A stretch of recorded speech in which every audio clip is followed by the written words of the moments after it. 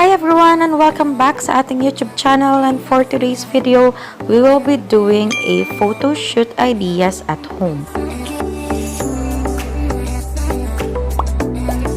First things first, we will be creating our backdrop using a book that is not in use already. So we will be tearing apart all the pages and combine it using a scotch tape.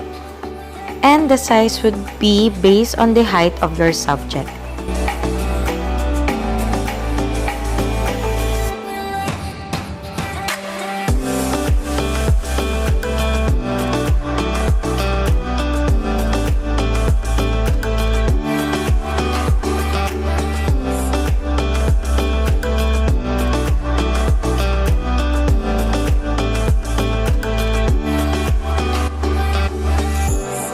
Use my hard felt paper bought on Shopee for only 120 pesos each, and I really love this felt paper because I am using this on my vlog, like feeling professional vlog talaga yung dating ng background na to.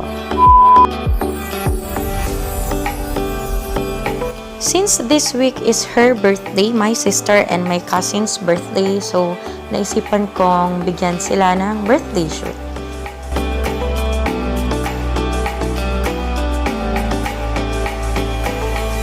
Also proud because I did their makeup and their hair.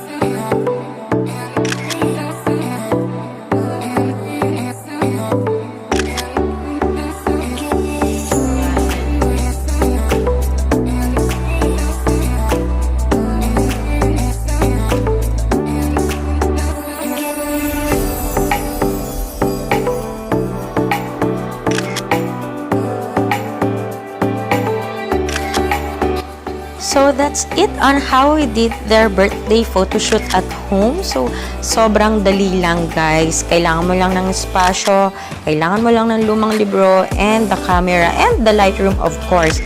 Thank you so much Lightroom for this filter, and you can do your own photo shoot at home.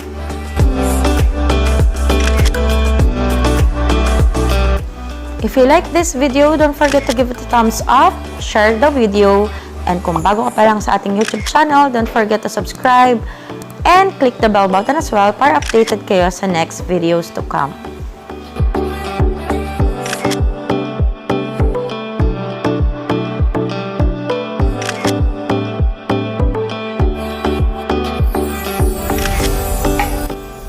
Thank you so much for watching, and see you all again next soon. Bye!